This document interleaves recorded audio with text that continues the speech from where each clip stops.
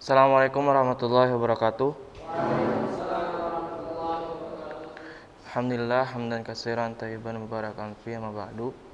Alhamdulillah kita bertemu kembali di pertemuan pada bab kedua yang akan membahas mengenai menumbuhkan kesadaran terhadap Undang-Undang Dasar Negara Republik Indonesia tahun 1945.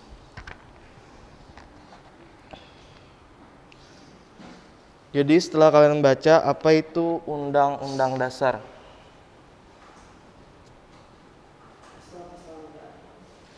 Apa itu Undang-Undang Dasar?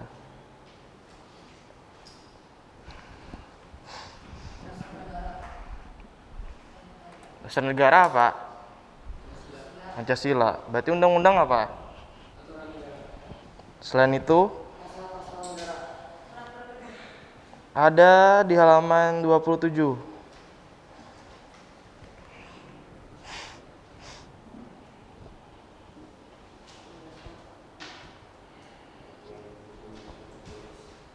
Iya. Di halaman 27 dijelaskan, Undang-Undang Dasar merupakan sebagian hukum dasar yang tertulis. Di samping hukum dasar yang tertulis, terdapat hukum dasar yang tidak tertulis, yaitu aturan dasar yang timbul dan terpelihara dalam praktik penyelenggaraan negara meskipun tidak tertulis. Hukum dasar yang tidak tertulis ini disebut konvensi.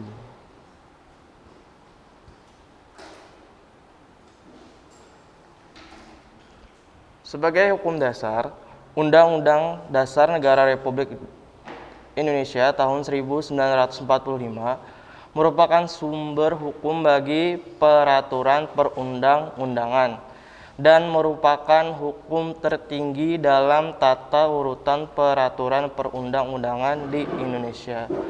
Jadi kesimpulannya kita ketahui Undang-Undang Dasar merupakan sumber hukum dasar yang tertulis. Untuk Undang-Undang Dasar Negara Republik Indonesia merupakan sumber hukum bagi peraturan perundang-undangan dan merupakan hukum tertinggi dalam tata urutan perundang-undangan.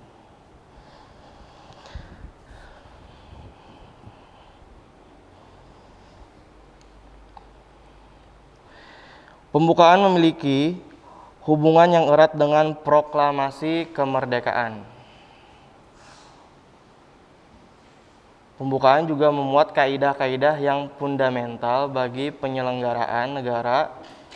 Pembukaan merupakan bagian yang tidak terpisahkan dari Undang-Undang Dasar Negara Republik Indonesia tahun 1945.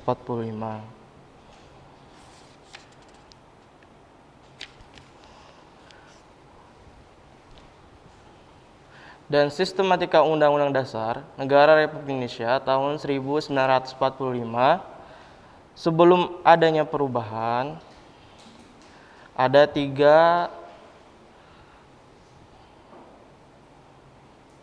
sistem, yaitu pembukaan, batang tubuh, pasal-pasal, dan penjelasan. Itu sebelum perubahan. Setelah perubahan maka adanya pembukaan dan pasal-pasal. Maksudnya apa? Pasal-pasal yang misalkan tentang yang berisi yang kemarin dibahas mengenai pasal 28 misalkan. Pasal 31. Nah, itu termasuk dalam sistematika Undang-Undang Dasar.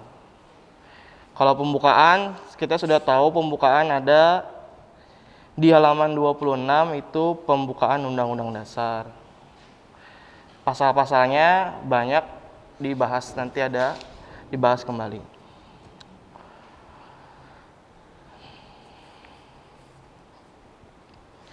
Selanjutnya hubungan pembukaan dan proklamasi kemerdekaan. Hubungan proklamasi dan pembukaan Undang-Undang Dasar Negara Republik Indonesia tahun 1945 dapat diamati dari isi kedua naskah tersebut.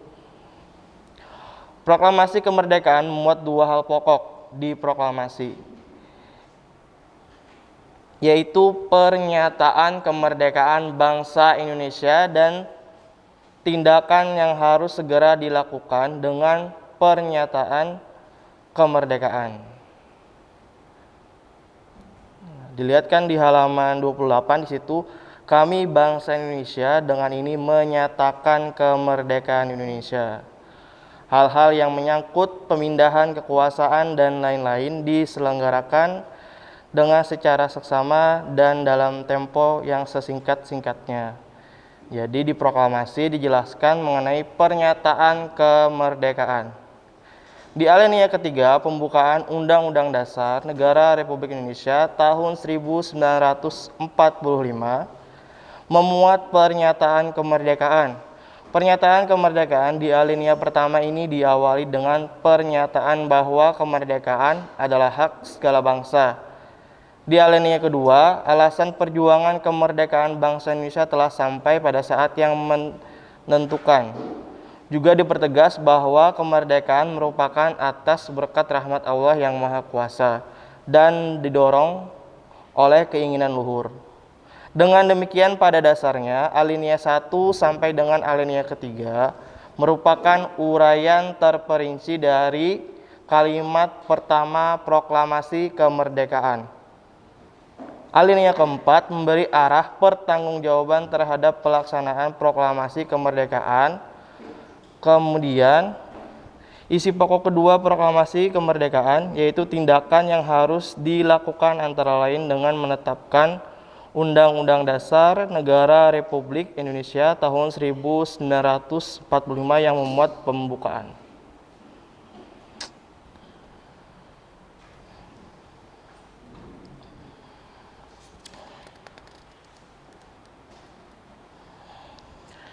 Pembukaan Undang-Undang Dasar Negara Republik Indonesia tahun 1945 dan proklamasi kemerdekaan merupakan satu kesatuan yang bulat.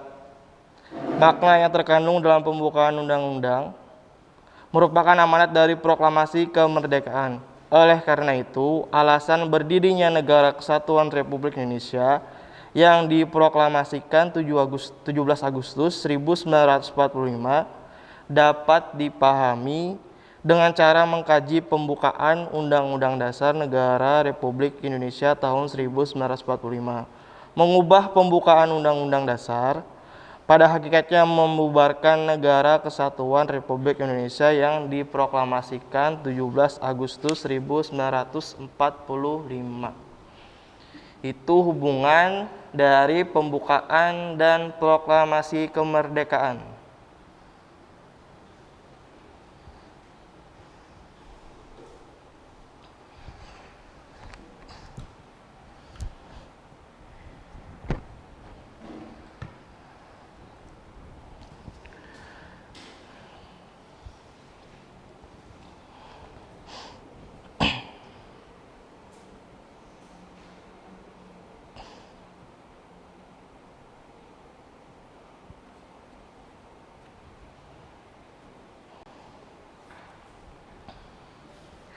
Pembukaan memuat pokok kaidah negara yang fundamental. Jadi pokok kaidah fundamental yang terdapat dalam pembukaan Undang-Undang Dasar Negara Republik Indonesia tahun 1945 antara lain yang pertama, satu, pokok-pokok pikiran yang diciptakan dan diwujudkan dalam pasal-pasal Undang-Undang Dasar. Kedua, pengakuan kemerdekaan hak segala bangsa. 3. Cita-cita nasional. 4. Pernyataan kemerdekaan. 5. Tujuan negara. 6. Kedaulatan rakyat. Dan 7. Dasar negara Pancasila. Jadi isi dari pembukaan ada 7 pokok yang dijelaskan di dalam pembukaan Undang-Undang Dasar.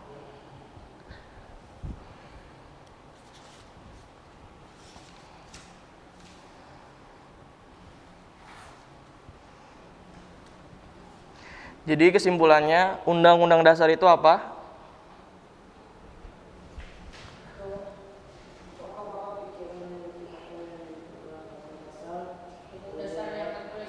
Ya, hukum dasar yang tertulis. Selain itu, Undang-Undang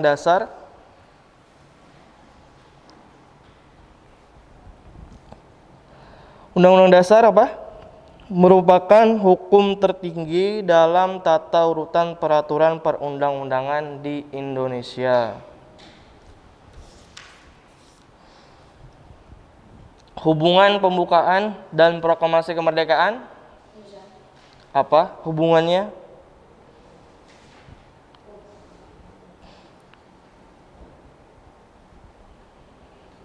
Kesimpulannya? Hah? Hubungan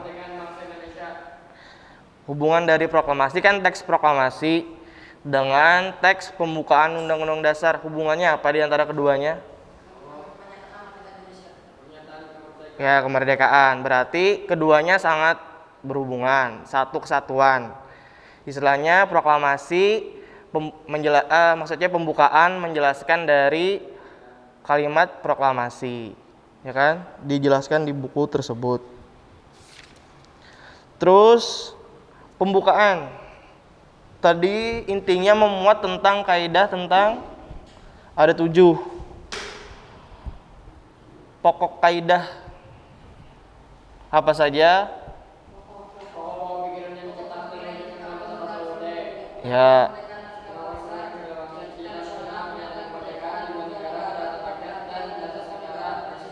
Iya, itu dari pokok kaidah pembukaan Undang-Undang Dasar.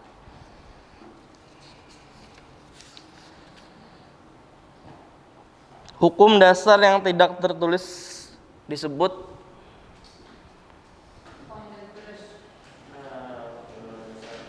hukum dasar? Iya, konvensi.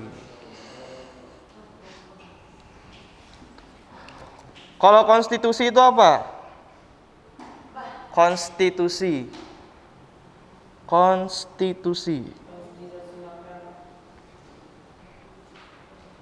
Biasanya PPKN ini berhubungan dengan konstitusi.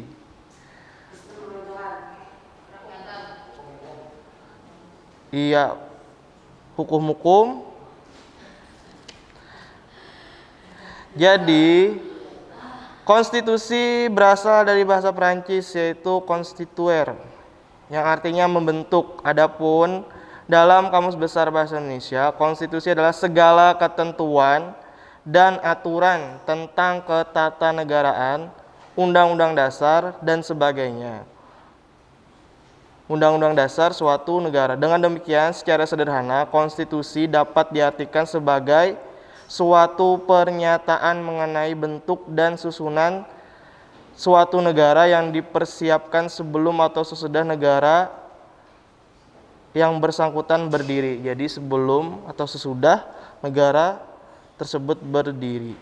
Itu pengertian dari konstitusi.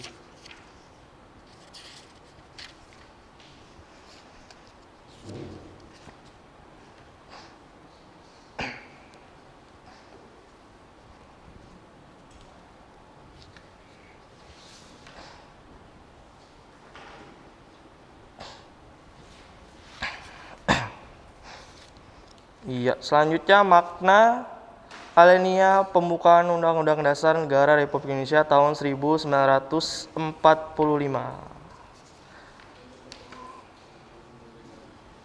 Apa makna alinea pertama?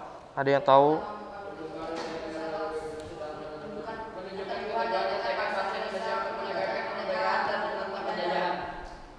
Iya, berarti coba Zaimi alinea pertama, Oka alinea kedua. Alinea pertama pembukaan UUD Negara Republik Indonesia tahun 1945 menunjukkan keteguhan dan tekad bangsa Indonesia untuk menegakkan kemerdekaan dan menentang penjajahan.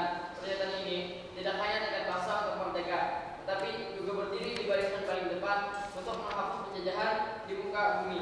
Alinea ini membuat dalil objektif, yaitu bahwa penjajahan di atas dunia harus dihapuskan karena tidak sesuai dengan peri kemanusiaan dan peri keadilan, dan kemerdekaan merupakan hak asasi semua bangsa di dunia. Dalil ini menjadi alasan bangsa Indonesia untuk berjuang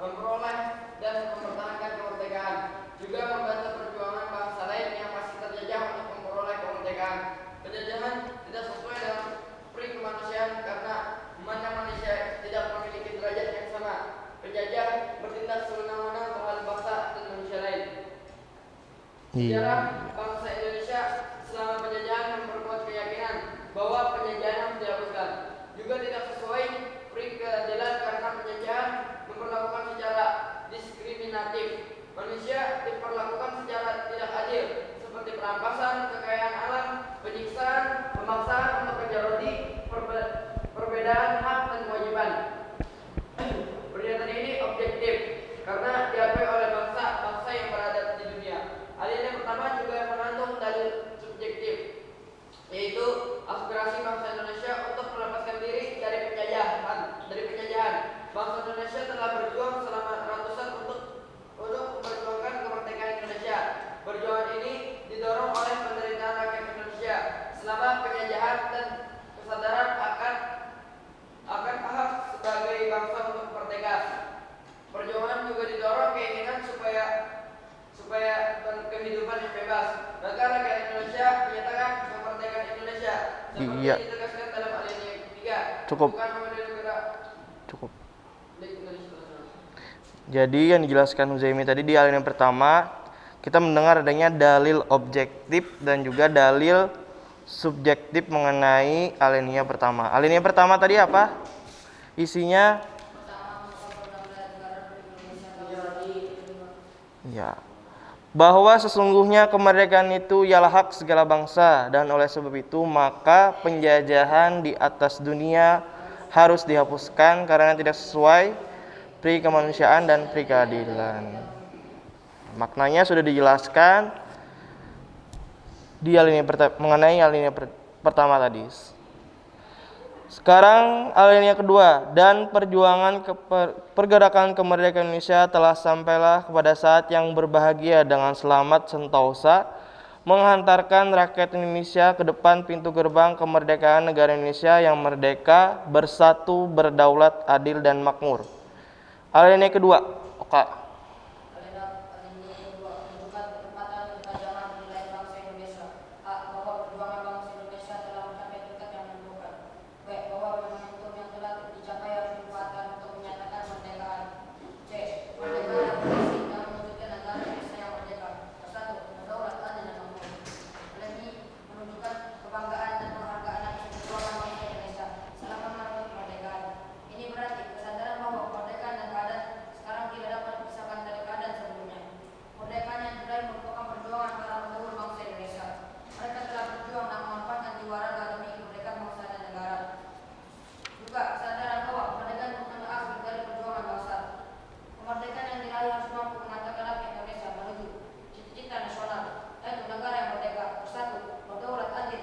Ya, cukup.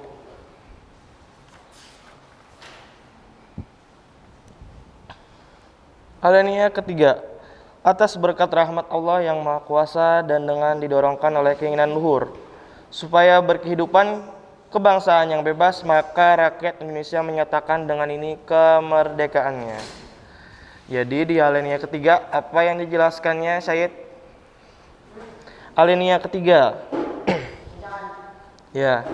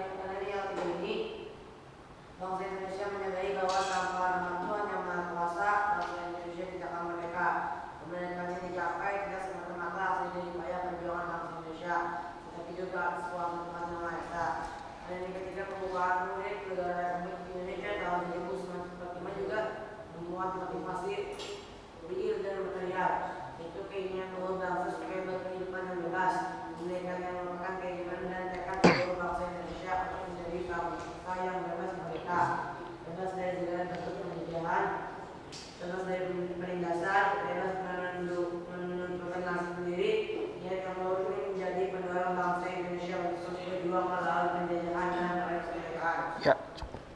Alinea keempat, silakan Rapi Wardana.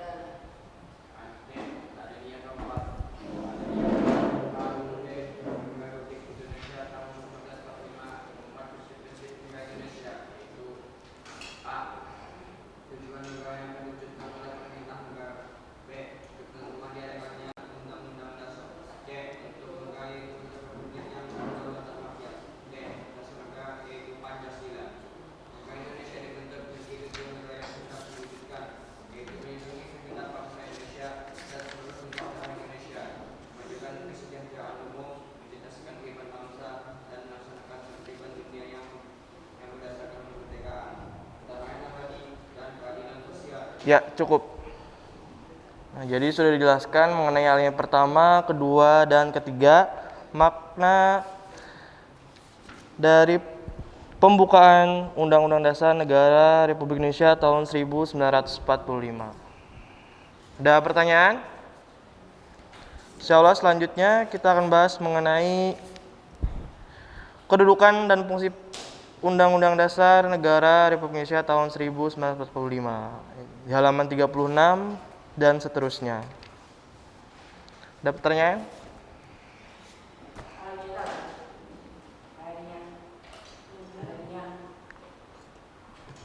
Di halaman 36. Kenapa? Apanya? Hah? Alinea baris. Paragraf. Artinya, arti alinea benar. Oh, mungkin sama dengan paragraf. Nanti dicari tahu. Ada lagi? Semoga pertemuan hari ini bermanfaat. Alhamdulillah, kita tutup dengan doa kafaratul majelis. Subhanallah wa bihamdihi asyhadu an la ilaha illa anta astaghfiruka wa atubu ilaik. Assalamualaikum warahmatullahi wabarakatuh. Waalaikumsalam warahmatullahi wabarakatuh.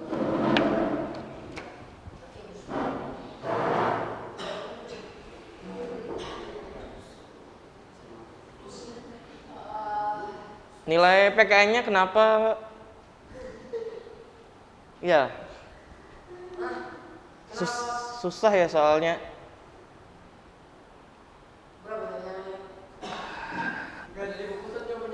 Ya. Dari buku 10 soal susah ya? Kamu benar berapa? Alhamdulillah.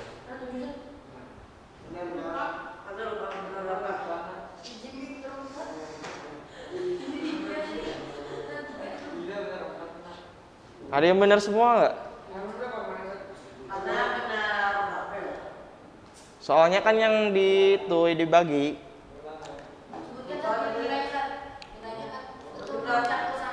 Jangan. Esainya banyak yang ya, ada yang nggak jawab kosong-kosong masih suci. Gak sempat kah atau susah nyari jawabannya?